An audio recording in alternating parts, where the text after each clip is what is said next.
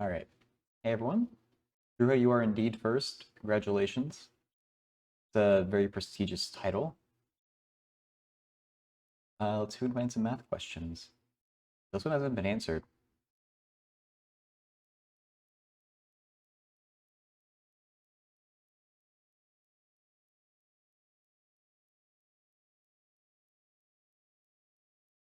Mm, let's look at this. So, a topology course. Nice. I'm sure that you would like that. I would avoid that class like the plague if I was in school still.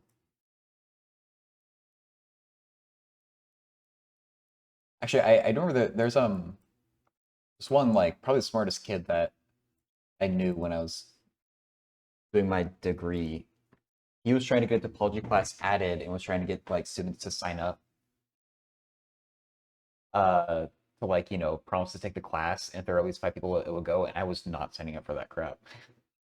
Spetry, hey, sucks being second. Well, whose fault is that, Get here sooner, man.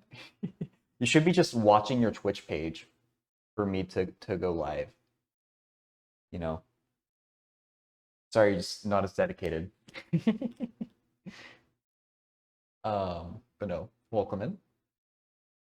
We got cosine x. Uh, X equals 0, y equals 0.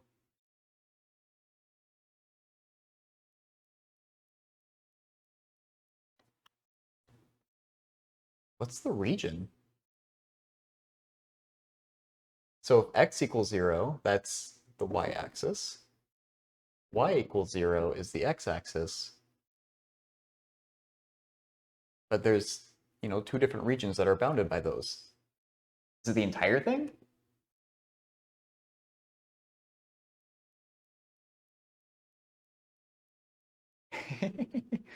Exactly. You got to be like Druha.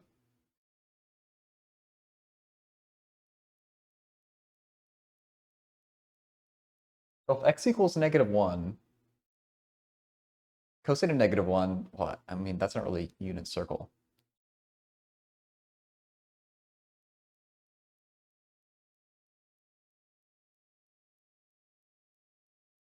Yeah. Yeah, actually, if Drew is doing it once per minute, you should do it once every like 30 seconds. That's a good point.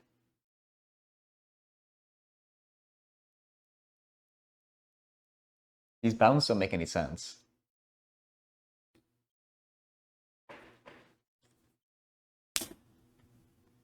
Every 10 seconds? Yeah.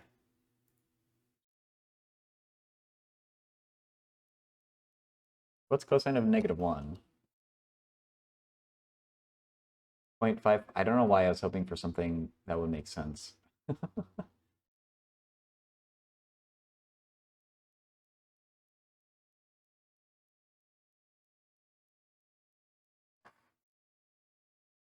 I just wanted to know if it was like before or after that point. I guess that point is what? -pi/2? So, I mean, I have to imagine they mean the positive portion right there. But it's technically ambiguous. So they're rotating around x equals -1. So we're rotating basically vertically rather than horizontally. I have deja vu all the time. I feel like you maybe asked me that, but I definitely I feel like I experience it all the time. Mm,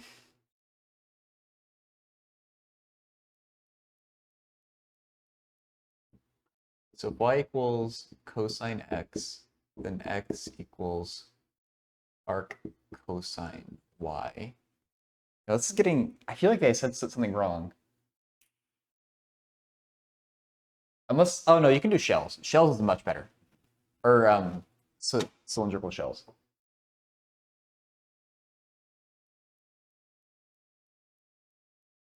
Square root 5? Yeah. Jed, that's irrational. Oh, Drew, you were talking about the axiom of determinacy a while ago, right? I am irrational.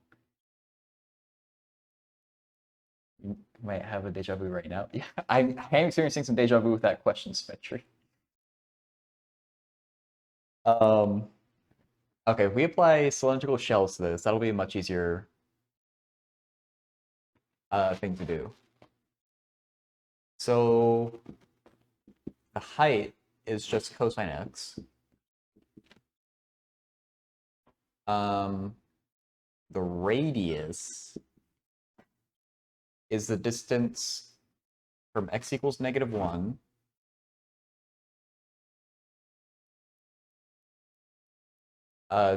to the cosine x line minus the in-between part.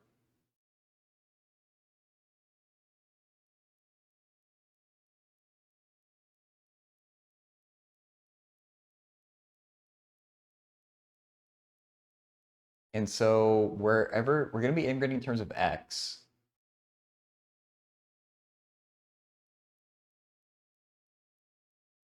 and so wherever x we're at, it's going to be x plus 1. Because if we're at, say, x equals 0.5, I don't know, so somewhere there, the radius will be 1.5.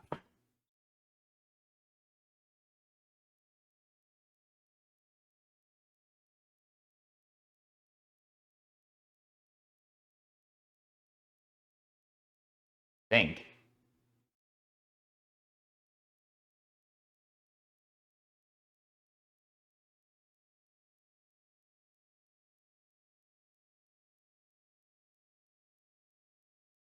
So the integral will be 2 pi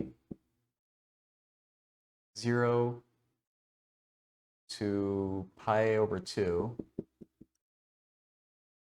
radius times height.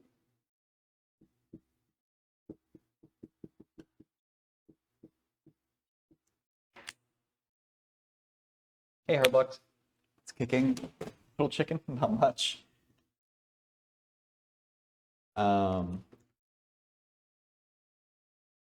Hope you're good. Number file videos and such, keep math interesting. I've heard of them. I haven't watched though. Flat bottom donut. I think we have like a 90-degree angle and then like a curved side. So I guess yeah, like a flat bottom donut. So I think I'm not accounting for like the hole in the donut with this setup. Let me go to good old Paul. We need Paul.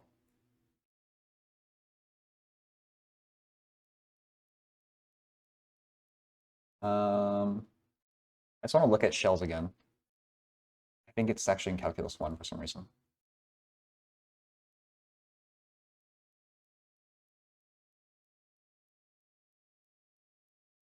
Notice 2 pi radius height. Oh yeah, I've seen that, Drew.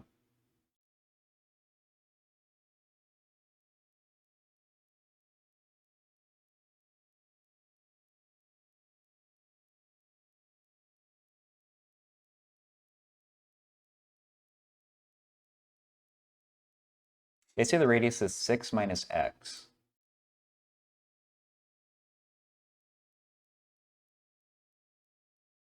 For rotating around the line x equals 6. Should I have -1 minus x if I just blindly copy that? Question mark?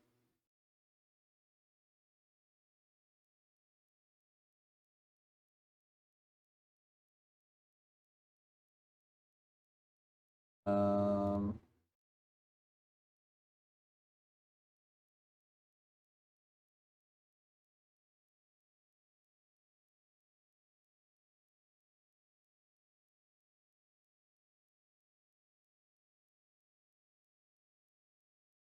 Only one who understands that can reach epiphany. I don't remember what the deal with that exactly is, but isn't it only applicable in certain situations? Like that proof? I don't remember. I only briefly learned about it in some class.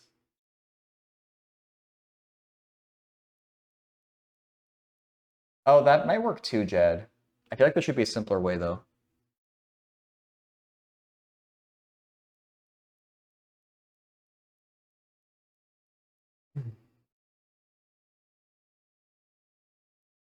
Actually, I mean, -1 minus x is kind of the same as x plus 1. It's just the signs are flipped.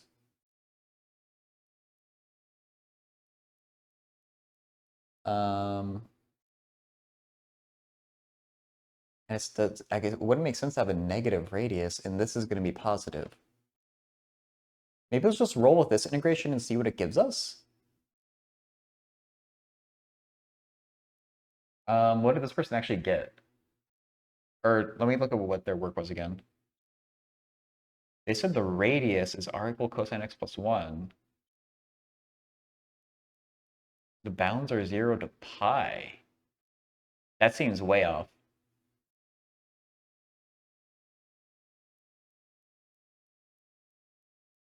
They're trying to do washers, though.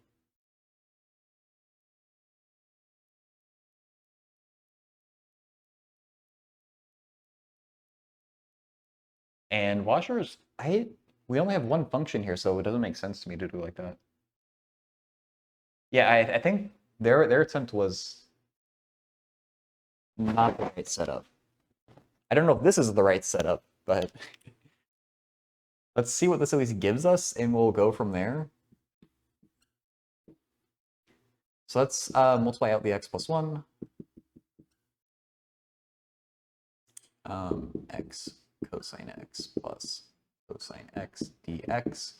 X cosine x, let's split off that integration, do integration by parts.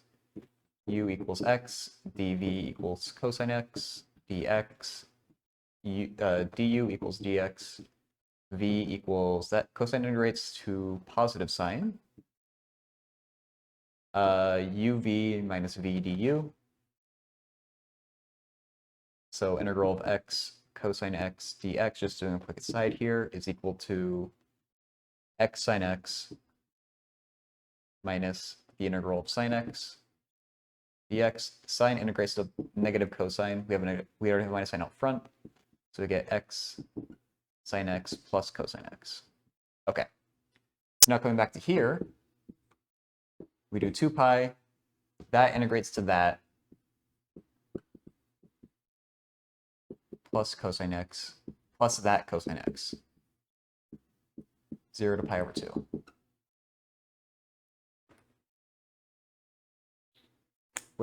What are we doing? Oh, we're trying to figure out this solid revolution problem, Juha. I don't know if my setup is right, but I'm just seeing what this gives and going from there. All right, so plugging things in, pi over 2. Sine of pi over 2 is 1. So we get pi over 2 times 1. Cosine of pi over 2 is 0 and 0. So that's all we get for the first term. Plugging in 0 now. That's 0. That's 1. And that's 1. We get 2. Multiplying out the 2 pi. 2 pi times pi over 2 is pi squared. 2 pi times negative 2 is minus 4 pi. I don't think that's closer to what the book got. So apparently the book answer is 2 pi plus pi squared over 4. I was almost there, but not quite. The volume. The description of the problem doesn't seem right. But if we take the positive, it's like the very first positive part of cosine x. And I'm assuming we're rotating that around the vertical line x equals -1. Anyways, for my setup, it didn't quite work out here.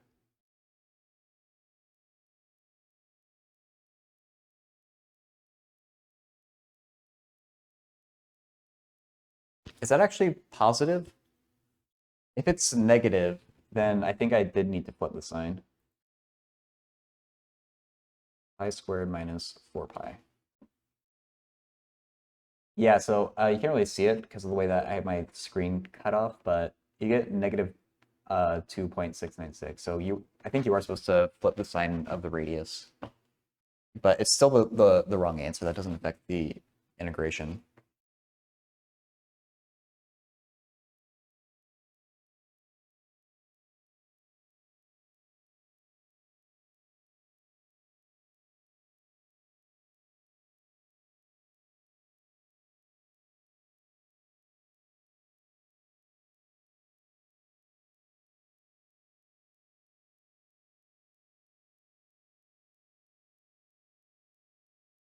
I mean, I know the formula. It's just applying the formula. I'm trying to do cylindrical shells. I mean, there might be a calculator. We can look, or you just give it the problem.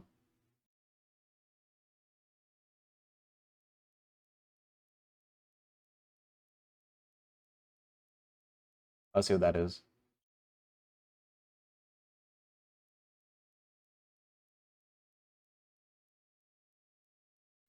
I think they were trying to use rings, but I guess maybe rings also works. I was thinking that it didn't.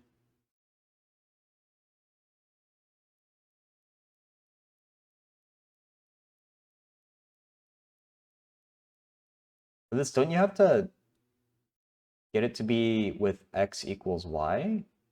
Yeah. So I was a little bit afraid of having an arc cosine.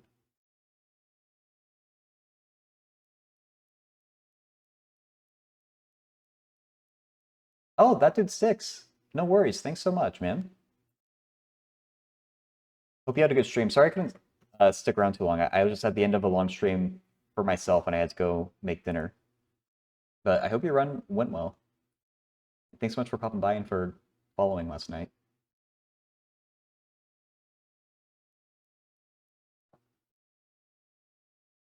Um,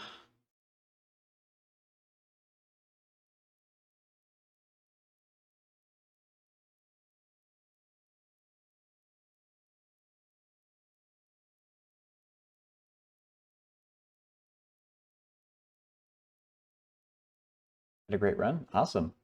Yeah, thanks, man.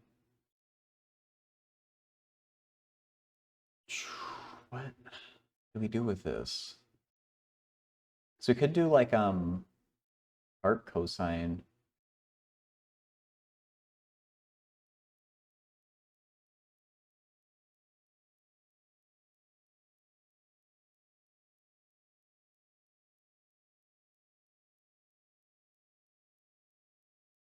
I guess the inner radius would be 1 because we're talking about the distance from 0 to 1.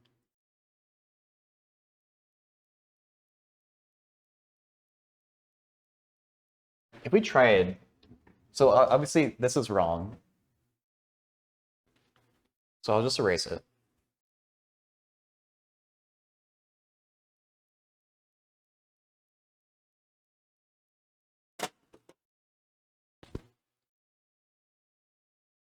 We have y equals cosine x. If we're going to use washers, we're rotating it, I guess, horizontally, or, we're rotating basically parallel to the y-axis rather than parallel to the x-axis. So we need to give this solve for x in terms of y. And so where I got scared is that we have to do x equals arc cosine y. And we were to integrate it using washers. Would we be going from -1 to pi over 2?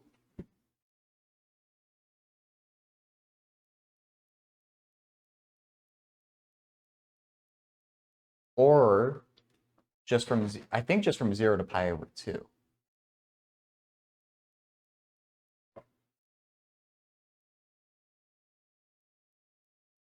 The gap always messes me up.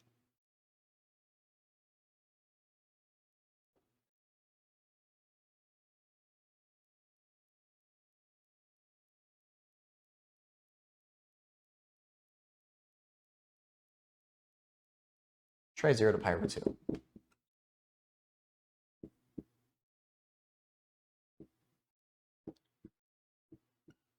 Oh wait, but we're doing it in terms of y. So actually, I assume I bound this in terms of x, but we're actually integrating in terms of y. And the -1 is the inner radius, because from -1 to 0. So our y is actually going to go from 0 to 1.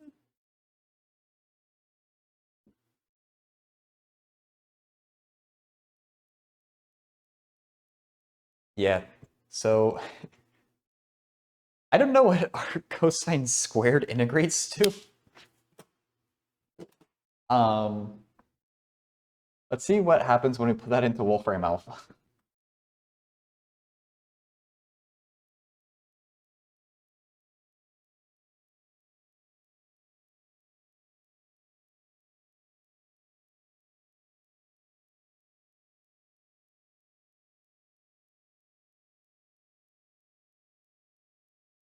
That could be worse.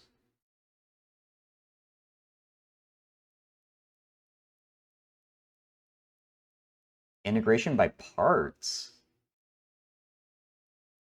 And the one that you derive is the inverse cosine squared. Oh, and then you get that nasty integral to do after that. And we just took this at face value. Okay, let's actually, I don't want to work out this integral. It's going to be really long. Oh, sorry, shoot. I should be better about checking my actual screen. So the part that looks scary is this. That's just about to get cut off. So let's give it the entire integral that I set up there and see if it gets the right answer. Or even try to think about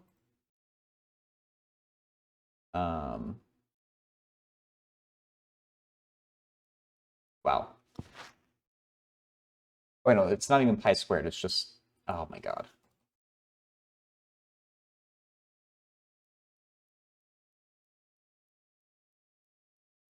Oh, I guess Twitch doesn't like that.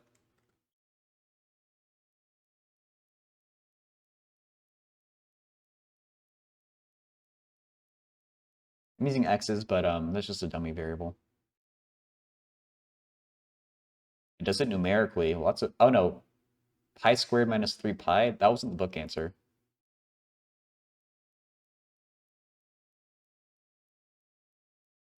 Hmm.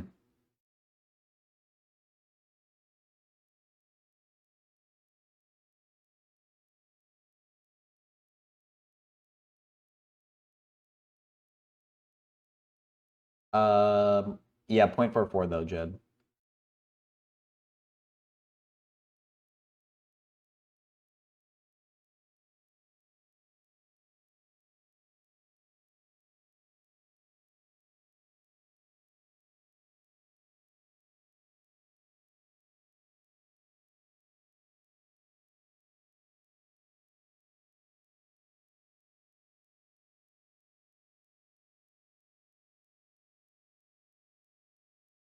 Okay, I don't want to spend that much more time on this problem because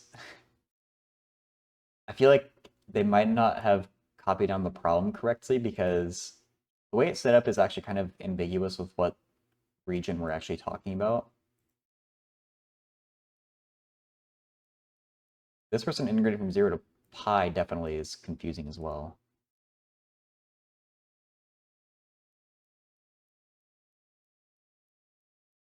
So we can at least ask them if the problem really is stated like that.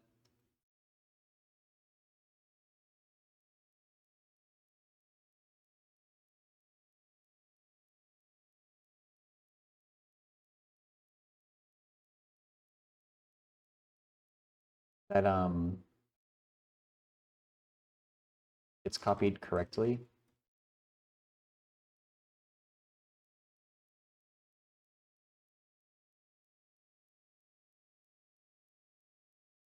Y equals cosine x, x equals 0, and y equals 0 is ambiguous. I assumed we were integrating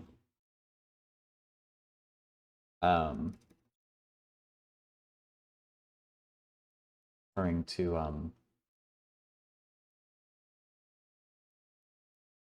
the region bounded by cosine x from x equals 0 to x equals pi over 2,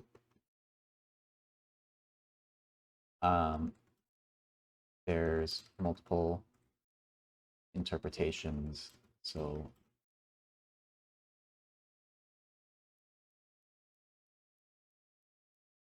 this is correct. Okay, so just say that because this might have been a wild goose chase the entire time. If they did make a typo in how it was copied. Yeah, Maxi, that was my problem with it. Because I assumed it was like this part here, but bounded by x equals 0 and y equals 0 is very ambiguous because it could mean that, or it could mean like that, or I mean, I guess that part is a bit more of a stretch, but it could also mean like that other half there or something like that.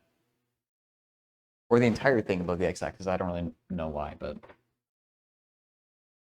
that's why I don't want to spend, or I want to ask for like confirmation if it's actually right.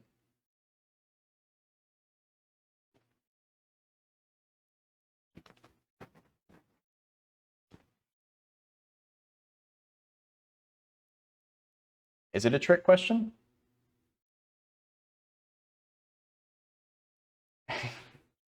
Okay.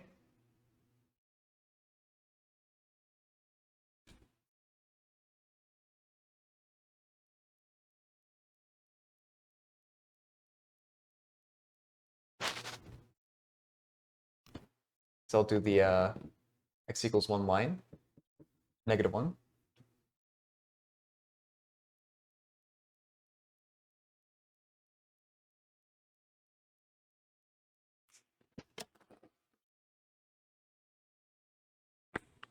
Uh, that is what I was thinking for the boundary.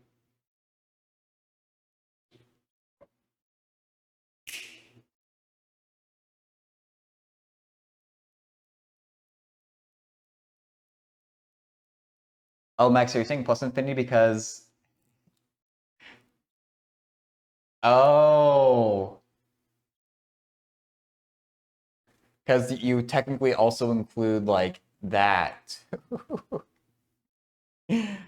That's clever. And yeah, or you could go like down there. And because it's a volume, it'll, even though it's below the x-axis, you'll get a positive result because it's volume. That's true. Okay, let's edit my comment.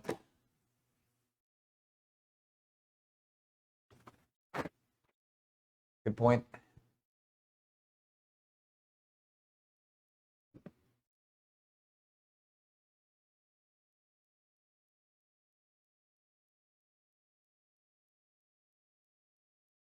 Well, maybe it's tricky, but I, uh,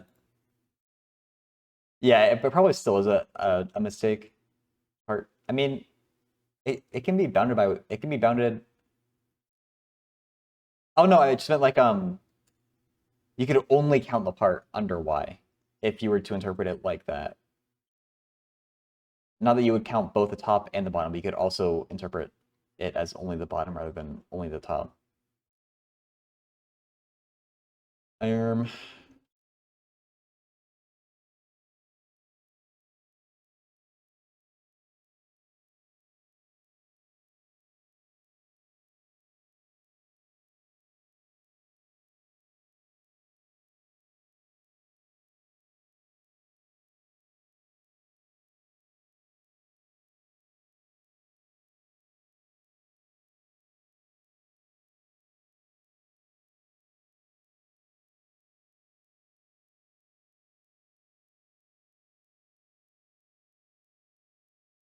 okay.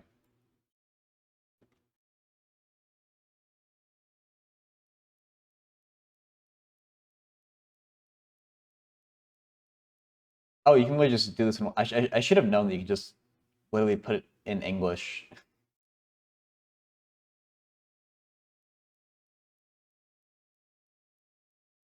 Oh, so this assumes 0 to 2 pi.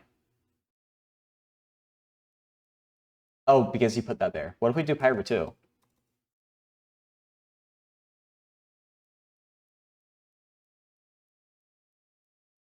I'm curious if it matches with the book. No, that's pi squared. So yeah,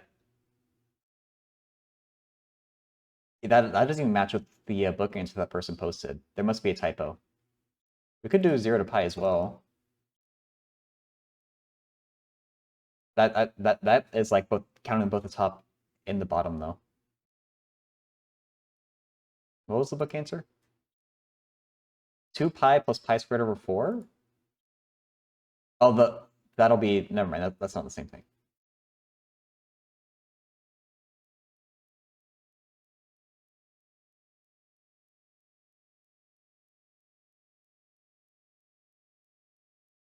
Oh, but you know, if the problem was interpreted how I initially interpreted it, I did technically set up the cylindrical shells correctly, or at least according to Wolfram, it's correct.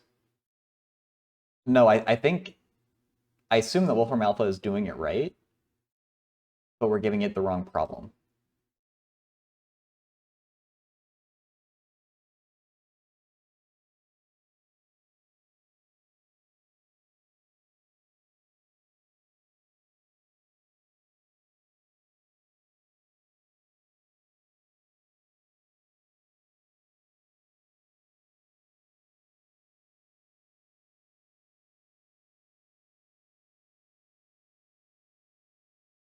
Okay.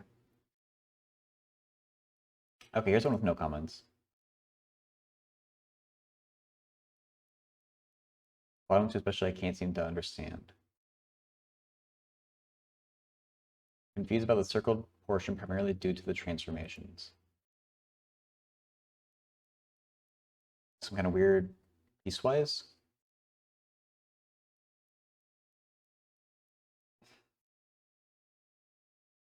Okay, so they kind of cover up the directions here, but use the graph of f of x below to help you answer the questions. The first question is 23. Let g of x equals negative f of x plus 1, f of negative f of x plus 1, close parentheses, plus 2. Oh my god. Okay. So the domain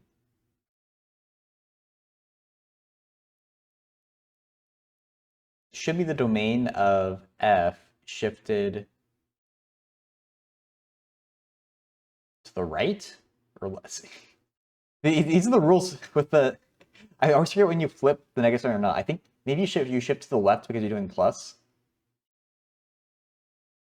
Yeah, you shift to the left when you're doing plus. Hey, e to the 2i pi. Good to see you too.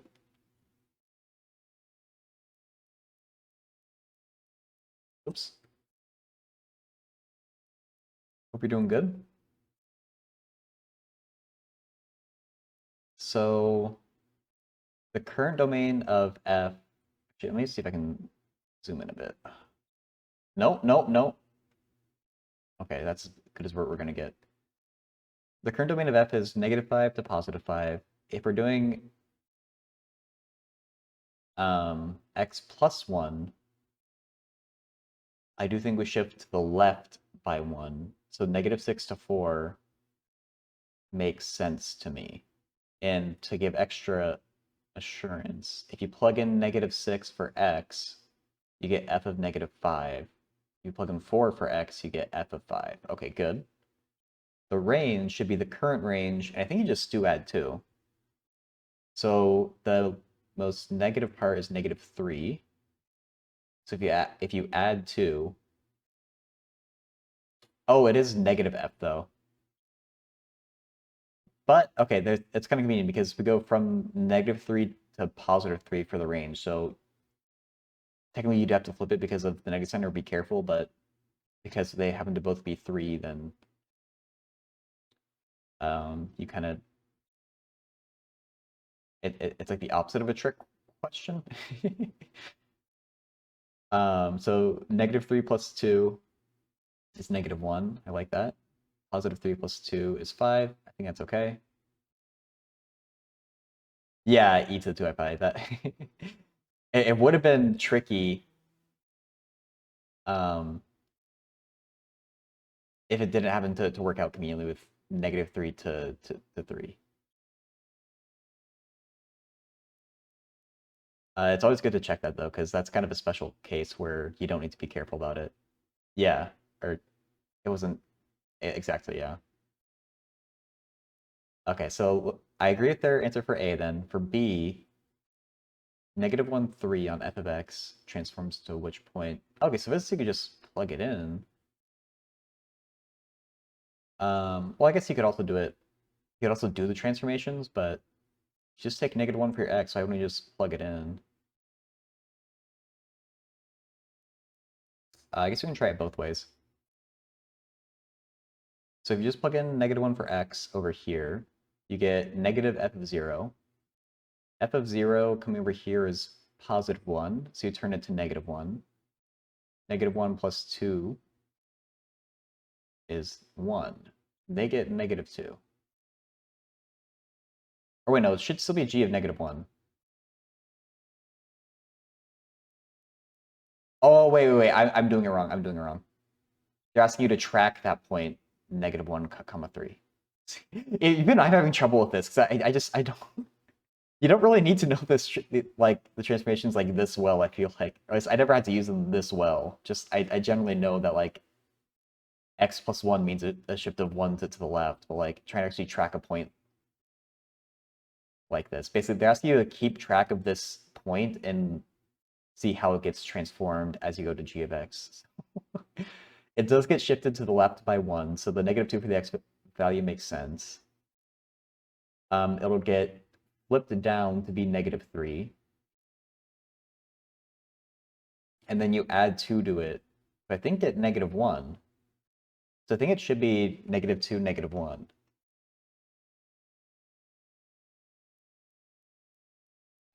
God, that's... Like, the phrasing of that, you have to be careful with it. So let's take some notes as we work on this. Let's also refresh. Okay.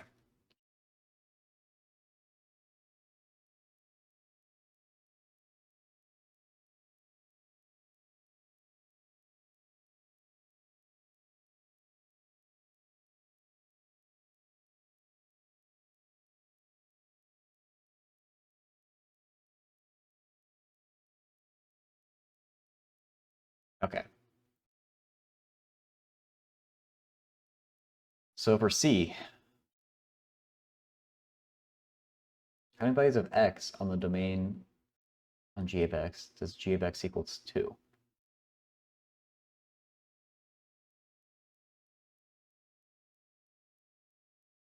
Interesting.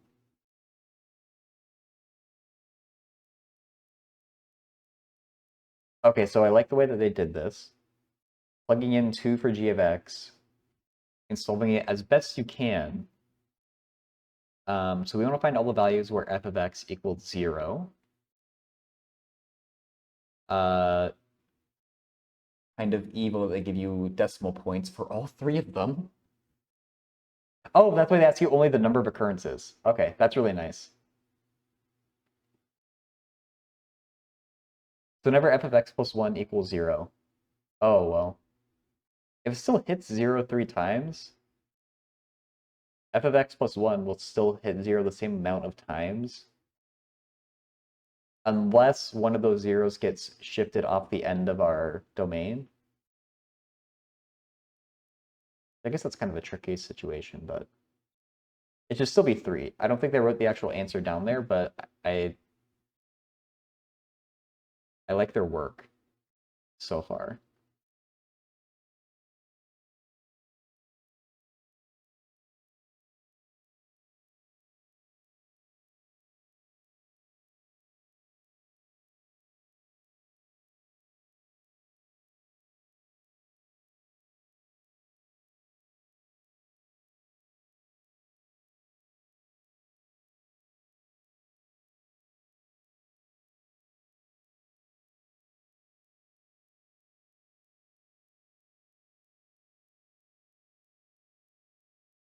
State an answer to the question.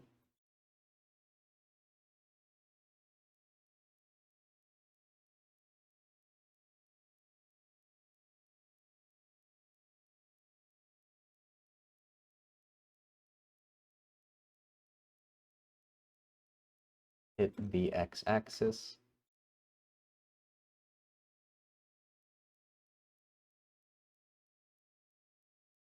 Number 4 f of x.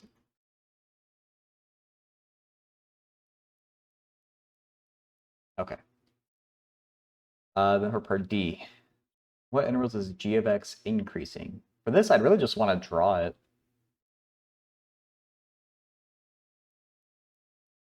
To be sure. But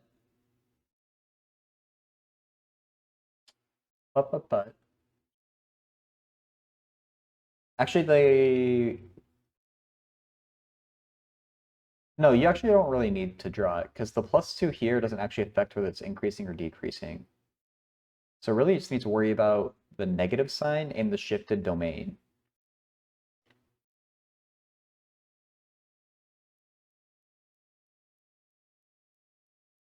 Will those be the zeros? For part D? I don't think the zeros are important for this one. Because we're not talking about derivatives. We're talking about, oh, for part C? Yeah.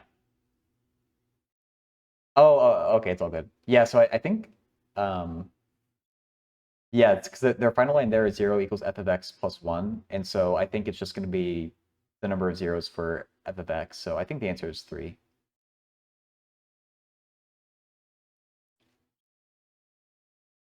Yeah, I agree with you there. For part D, because we have the negative in front of the f of x, we have to basically look at this graph and see when it's decreasing, because when a decreasing function goes through the reflection, it becomes increasing. So starting from -6, because our domain is shifted, this is decreasing, but because we do the reflection, g of x will be increasing for basically one unit after that. So -6 to -5, they forgot the minus sign.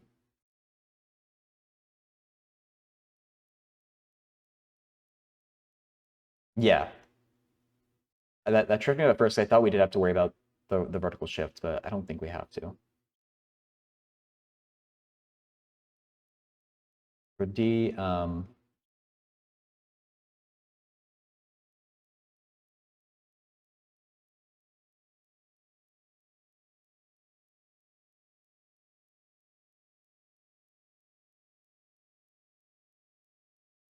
and then f of x is increasing from -4 to -1. So we don't count that. And then it starts, -1 goes with -2 on g of x. So from -2 to 0, when it bottoms out at 1, we also have it increasing. So they dropped the minus sign there. That's a little, they've done that twice. I wonder if they have a misunderstanding.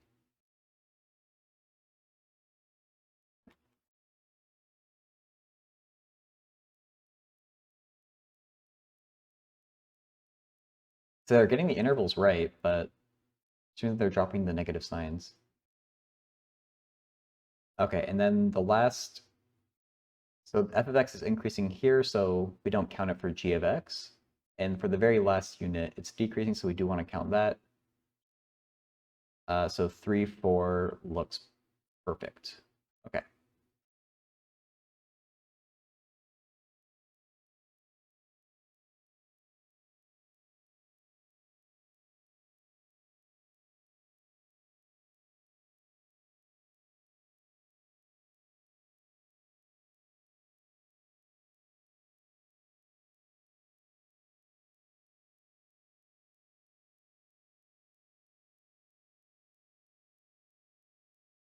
That's an interesting problem.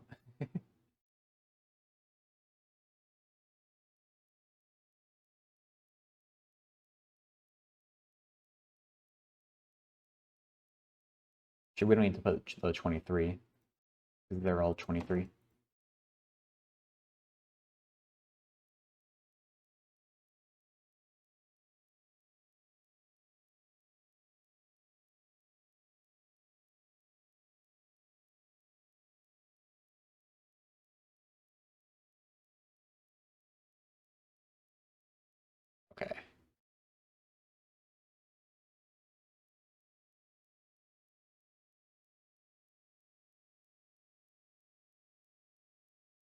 Okay, I think this is a good answer. Who downvoted them?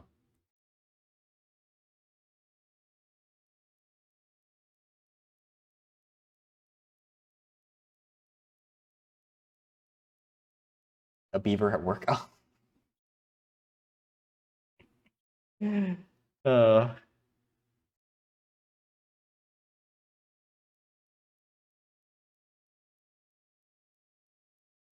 this is kind of an interesting question. Can you do this formulaically? I think it's supposed to be maxi.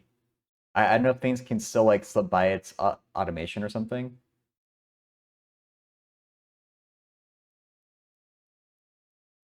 But can we easily count the numbers 35 to an unknown stopping point until we equal 190 without doing it manually?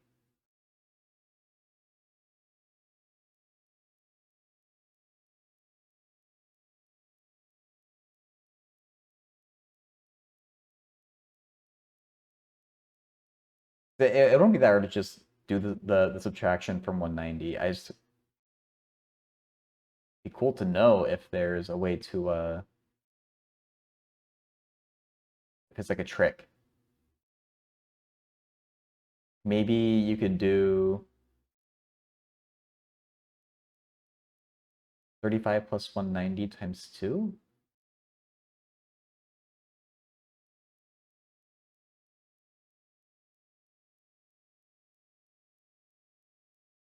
Oh, getting the total number of seats and trying to work with that?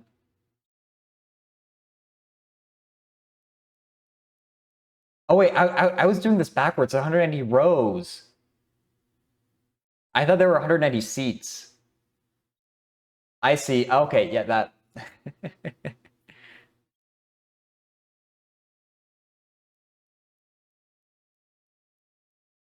Okay, wait. I am misunderstood the question. Now I need to like.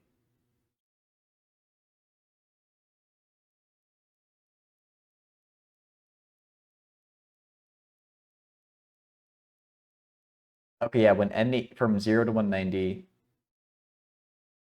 Well, the first one has 35 rows. Oops, sorry. This one has 35 rows. If you're doing 35 plus 2n, n equals 0. I guess to 189. Unless you want to like change the index. Um. Yeah, it doesn't really like matter that much as long as you're consistent. I don't think.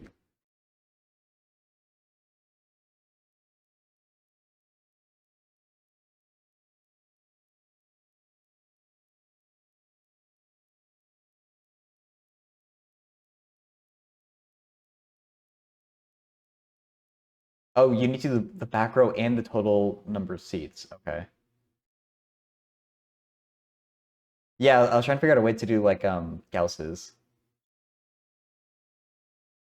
method. I'm sure you can. What's your idea, Maxi? Oh God. You can do that. I don't know what a Lagrange interpolation is.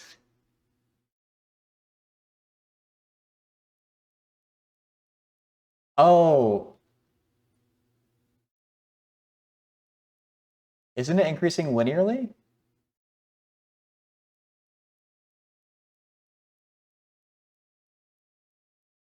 As for the number of seats per row, I guess, oh, for the total number of seats, it would be a parabola.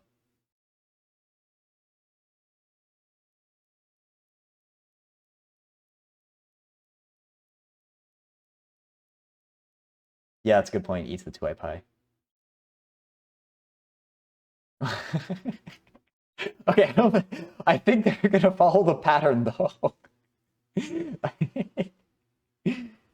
um,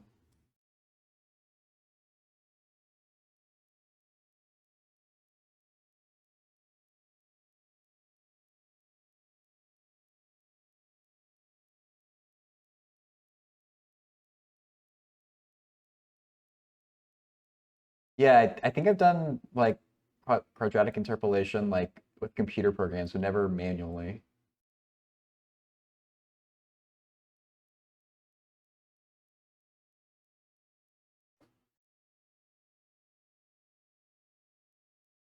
Um,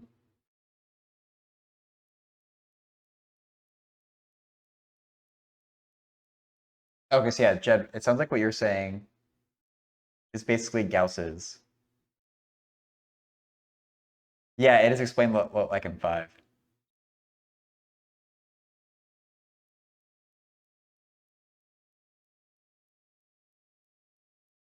There are a bunch of different ways to do this. I almost want to try it the calculus way too.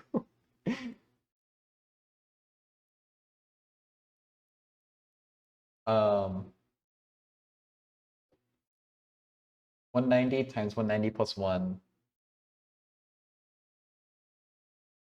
So e to the 2i pi, that's from using Gauss's formula or whatever you want to call it. With n equals 1, 190 of 33 plus 2n.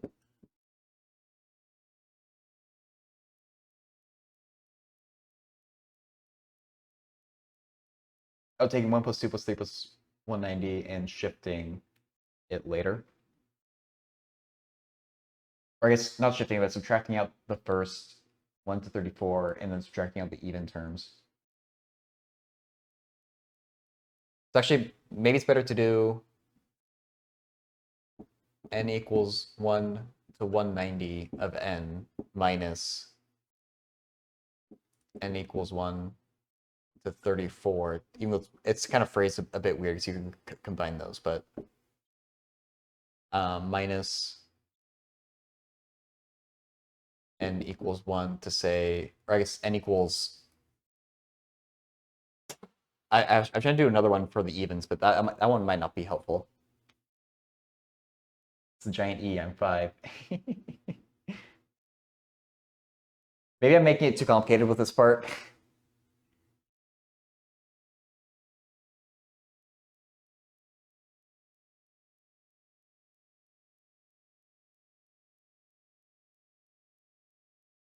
Um, I think Gauss's method is simple enough that we could say that we can use that, but the setting up part.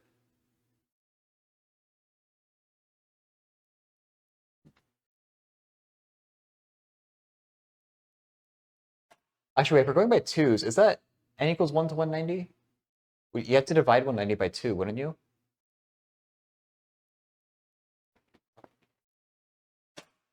So that make it 95?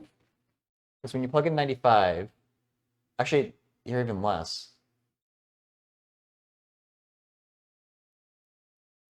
I,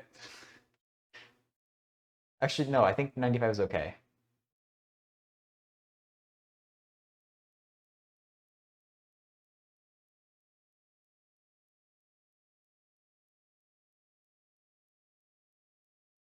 I should be going to 190? But it's 2 times n, so that's why I was thinking that we have to divide it by 2. No, yeah, we do have 190 rows, though.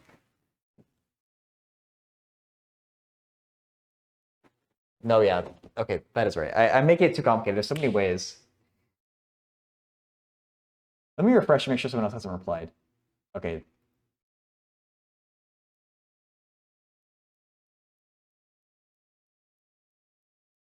Um,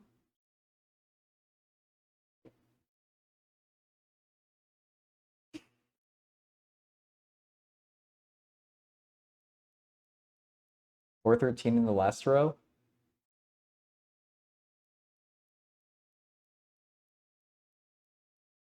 I think, Jed, if that's the result of the math that you put.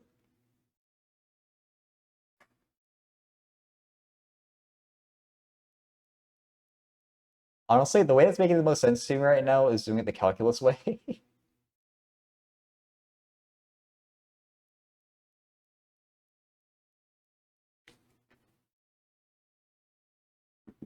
Y is equal to 35 plus 2x. And we integrate that from 0 to 190. Does that also give you the 42,000? We'll plug it into Wolfram Alpha, but I'm just curious if that way works too.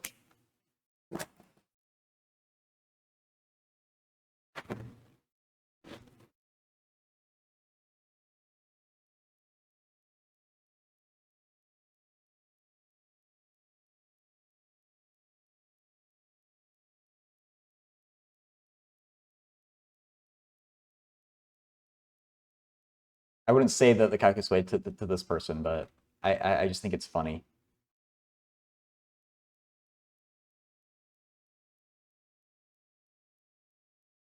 $42,750? 189? Oh, okay. Hey, Ed. Oh, it won't work? 42,336? Okay. Yeah, I guess there's something that's a bit off. Probably, maybe something like discrete versus continuous. So wait, so Mike said 42,560. Jed also said that.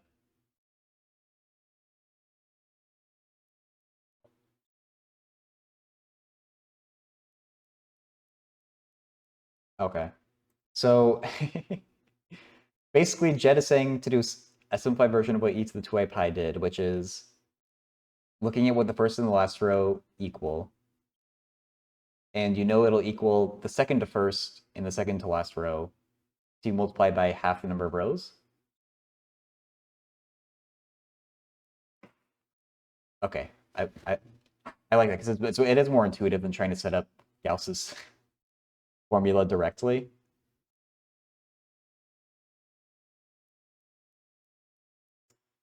Should I?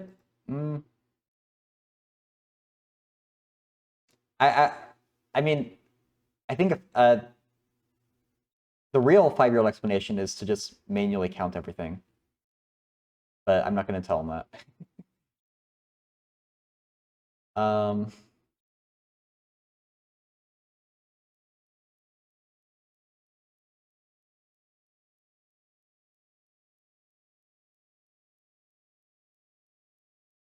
Actually, so okay. The first question is how many seats are there in the back row of the theater? Let's work on that question first. So Jed said there's 413 in the last row. A lot. Yeah. So we got to 413 by doing 35 plus 2 times 190? Was that it? 189? Oh, to account for the first row?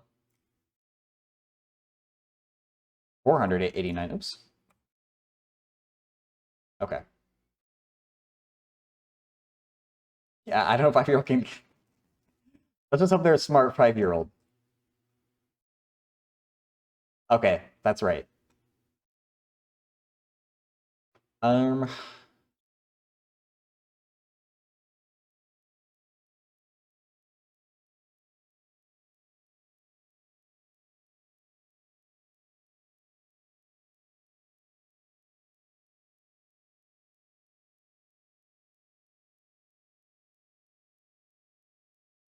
rows.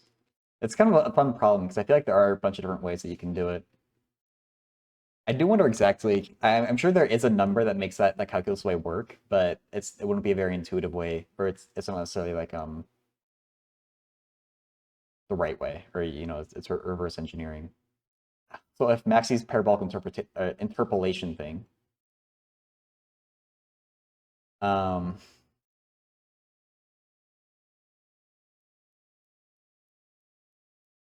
plus 2 times 189 equals 413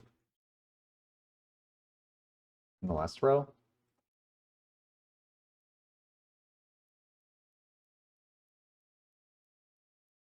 Yeah, I was thinking about that.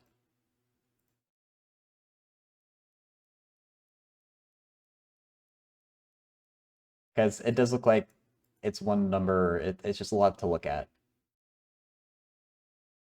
If we do do it 189 times.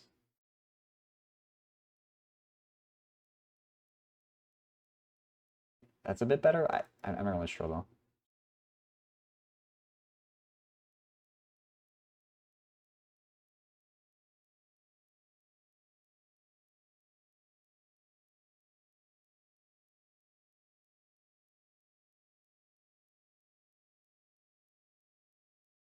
to make an observation.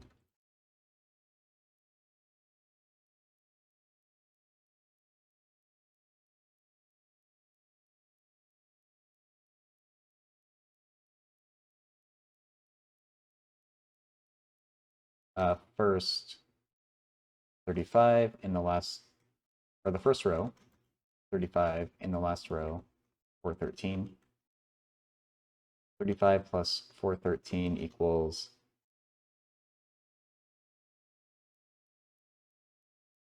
I'm trying to say, I feel like that isn't as intuitive of a way of saying it, Maxi. I'm not like this isn't that great either, but they might wonder where the 2 times 189 comes from.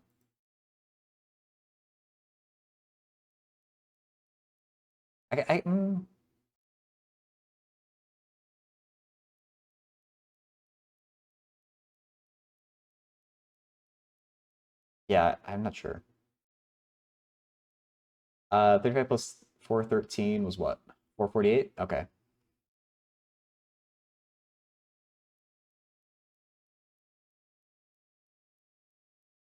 $37 and the second to last row, or 11. 411 equals 448. Thing to notice is that every pair of row will add to the same number because we're always adding 2 to one row, then taking 2 away from the other row.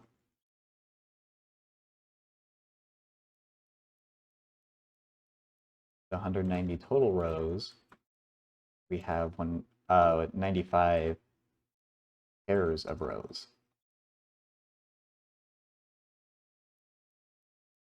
The 448. So 448 times 95, 42, 560. Maybe I'll throw in a thing about Gauss's formula.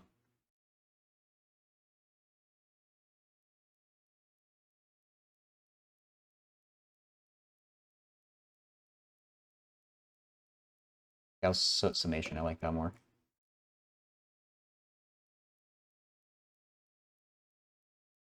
Oh, thank you, Maxi.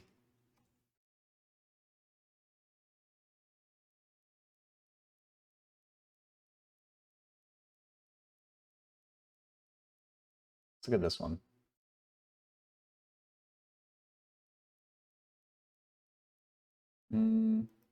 That's a computer science way of explaining it. What's a normal explanation?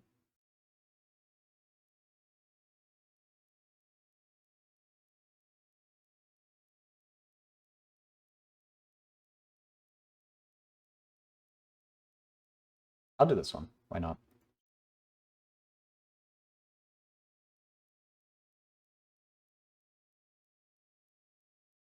Adapted version of Gauss.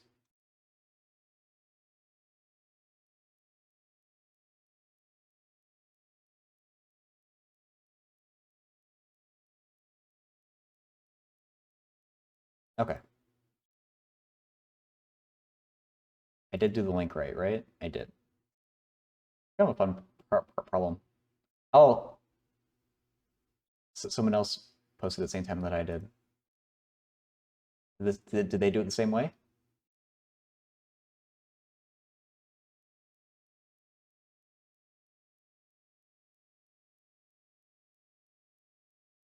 Oh, they do, but they added an extra row.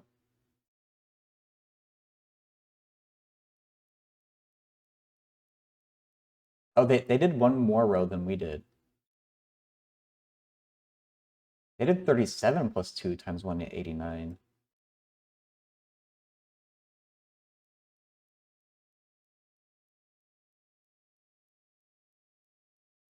That doesn't seem right.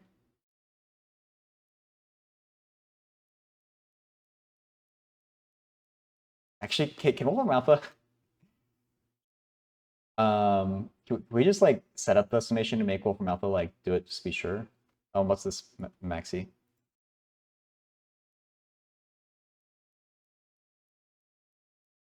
Summing arithmetic sequences.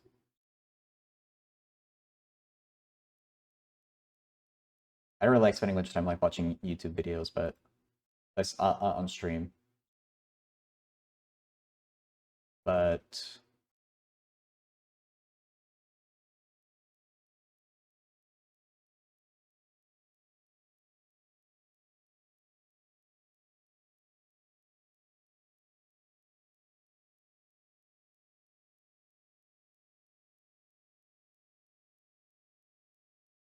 I guess this is like a, oh, I guess it's a generalized version of Gauss's thing. Oh, okay.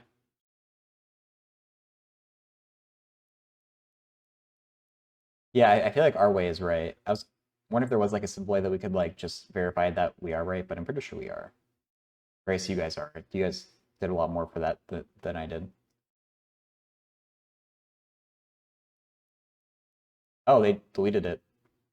Okay, well, I guess it doesn't really matter because they deleted their post anyway.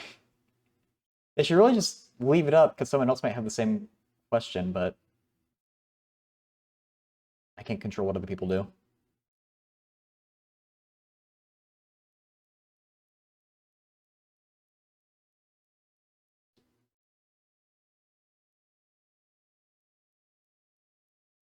They're asking in general.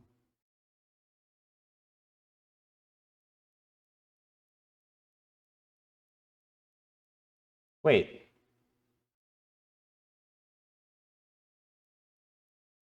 they deleted their post and reposted it? Did they not like the answers that they got?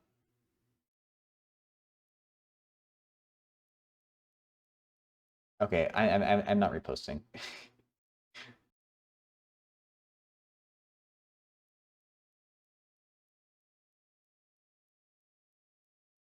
Okay, so they got a separable differential equation. Involves partial fractions, yeah.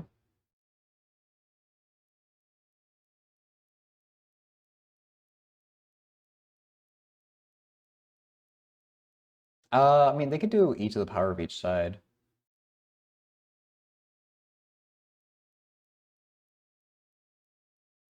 Does this actually, is that how that partial fractions?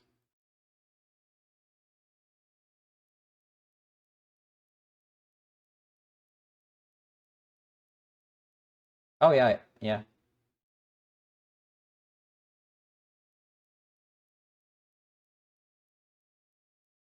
I don't think, I wish they said what the point was.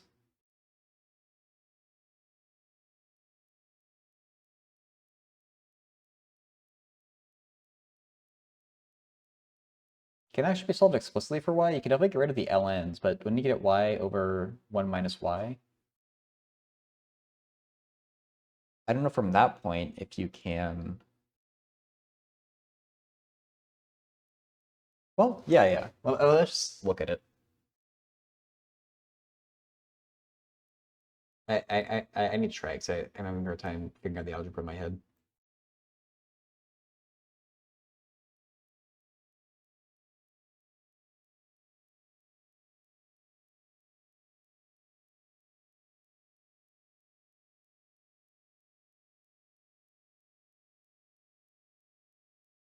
So I agree with what they end up with. ln y minus ln y minus 1, right? Oh yeah, we could also combine them first.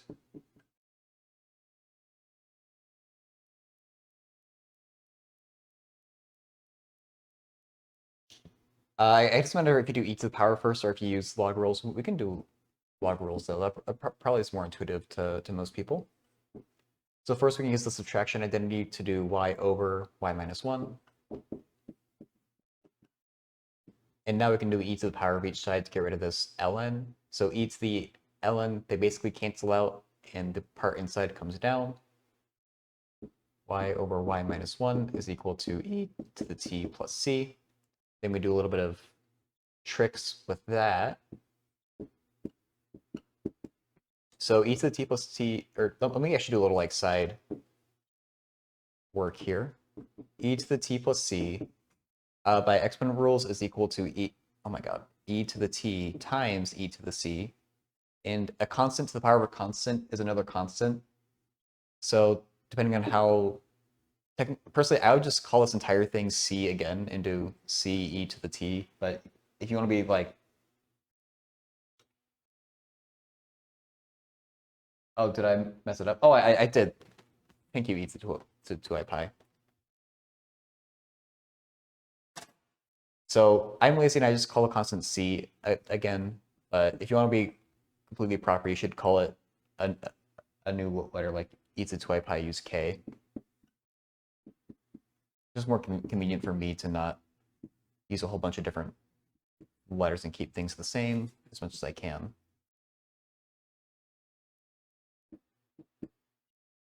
And then from this, can we solve this explicitly for y? That's what I was curious about. I guess I would start with multiplying through by the denominator.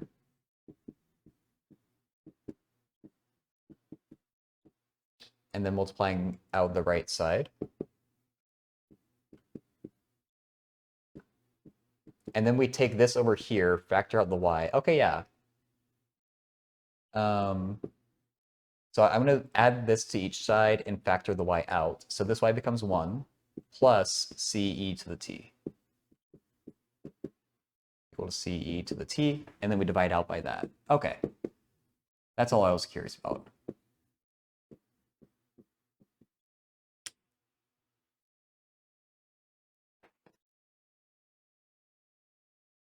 Thank you for making that catch, e to the 2i pi, by the way.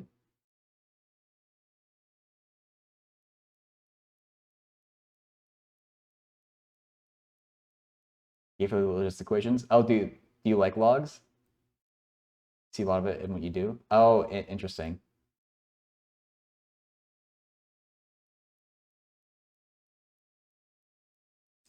This format comes up a lot for differential equations.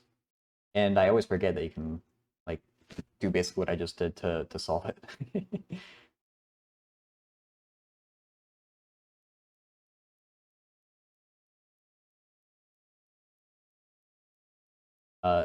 Explicitly condition. You could just plug in point to the equation you have to find C.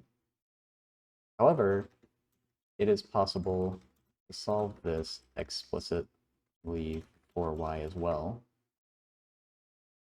We're going to research if that's a variation on it. Use a lot in mathematical biology. Oh, cool.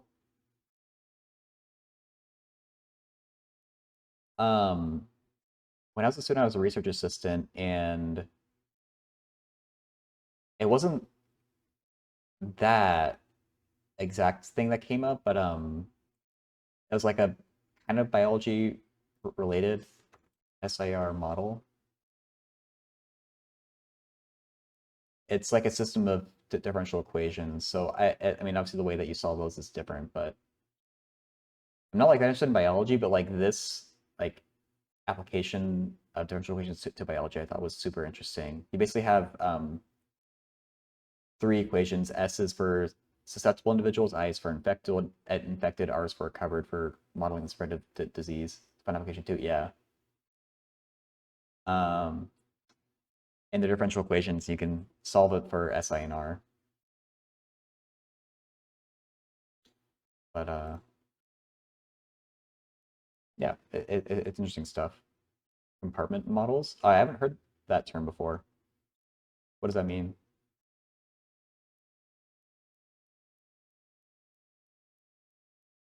Um,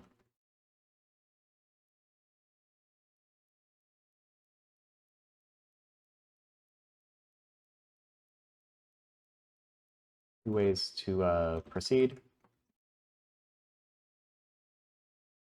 I would start with using log rules to make the left side into ln of y over 1 minus y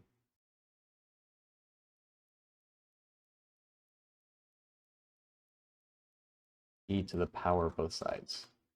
Wait.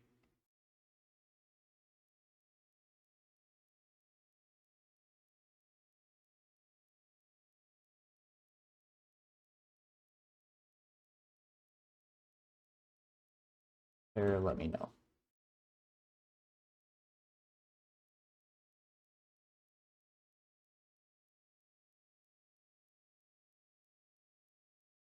Okay.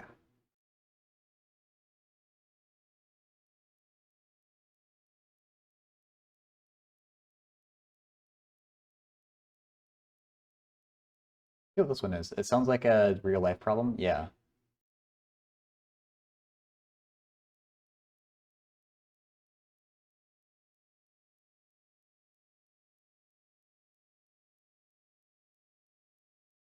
Oh. A towel bar on the door, which sounds kind of weird.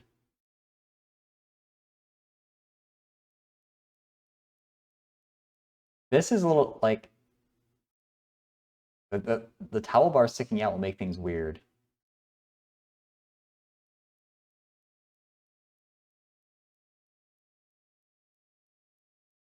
Would you get the angle from the corner to the corner here and do 90 minus that? That makes sense to me, at least.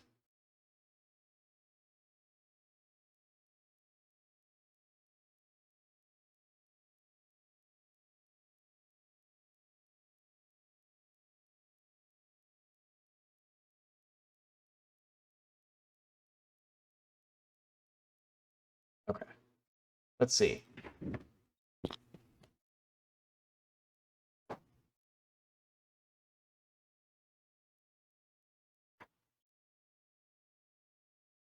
So if I kind of remake their drawing,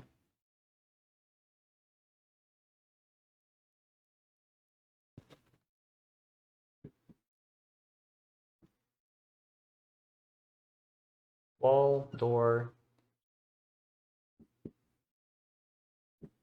towel bar.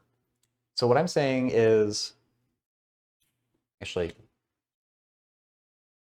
that's 3 inches. That'll be important.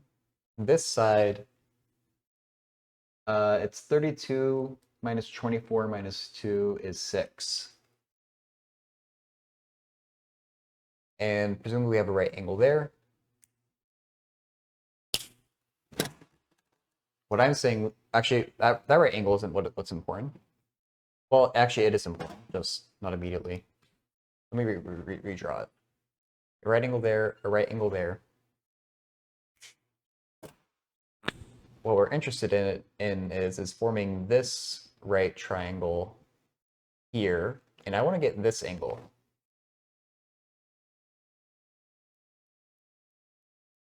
Because this corner is going to come into contact with the wall first. It's called angle theta.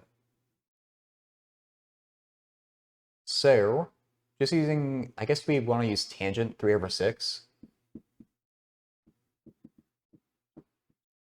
is equal to 1/2.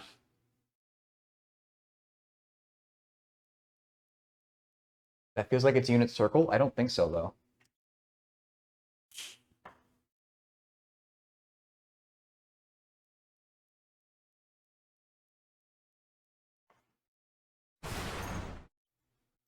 Wrong scene. Sorry. I don't know why I clicked on a scene. I didn't mean to.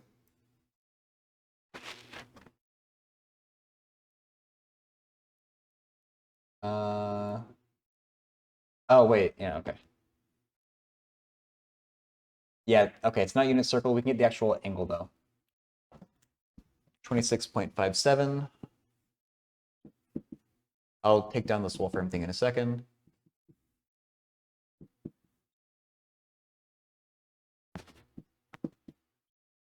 Oops.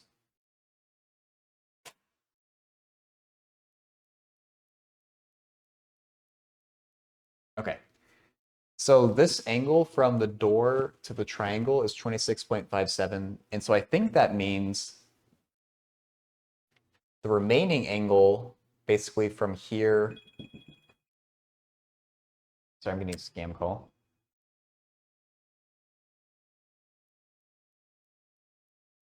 Okay. I think it means the remaining angle here is 90 minus 26.57. That's where that right angle becomes important. That's whatever number that's supposed to be. 73.43, my guess, for mental math.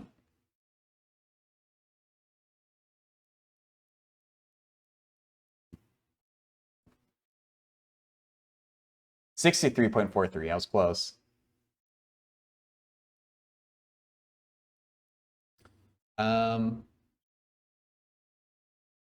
How should I express it to this person, though? I could take a picture of what I have on the board.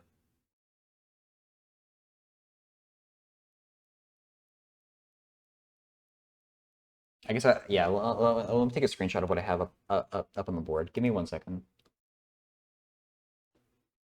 I need to open up my stream so I can take a proper screenshot.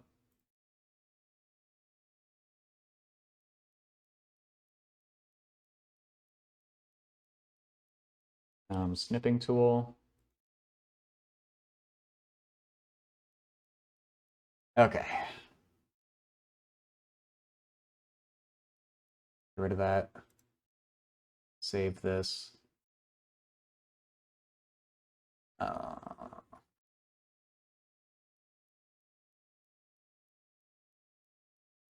it's going to take me a second to upload this to Imager. Hopefully it doesn't think that it's an explicit image like Imager usually thinks my drawings are.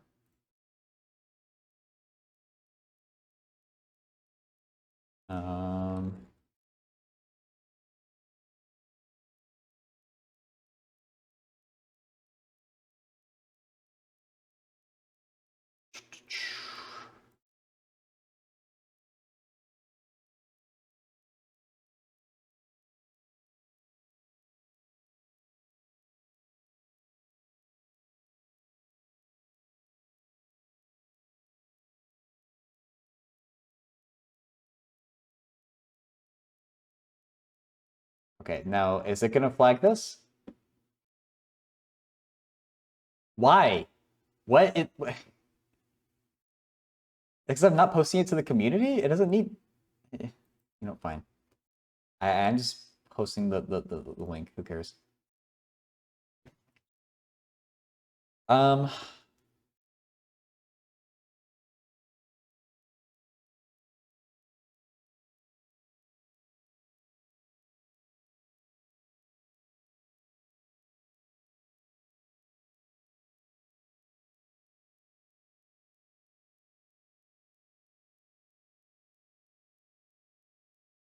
Towel rack, right? Or towel bar?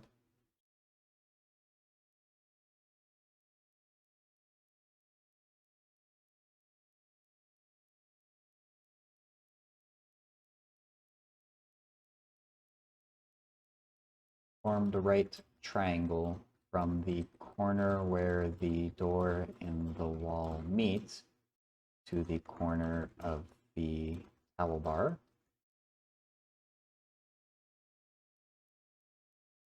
Then I found the angle that the corner of the towel bar makes. Then did 90.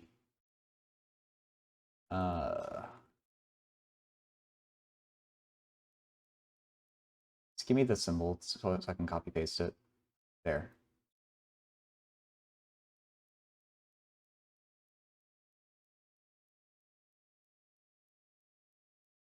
You get 63.43.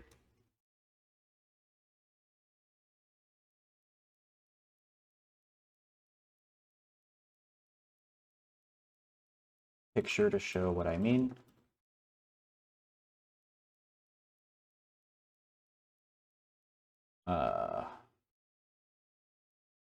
Oops. Grab link, copy. Yeah.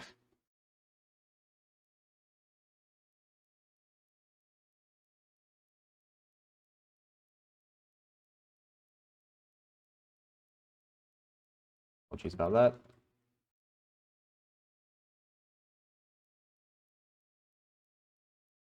But it's just math. How about that? Okay.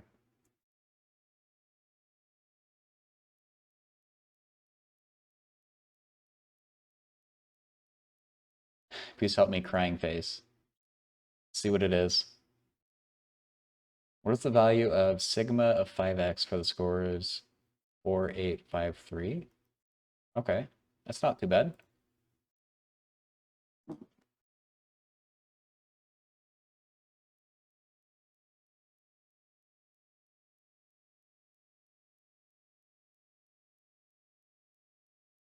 Means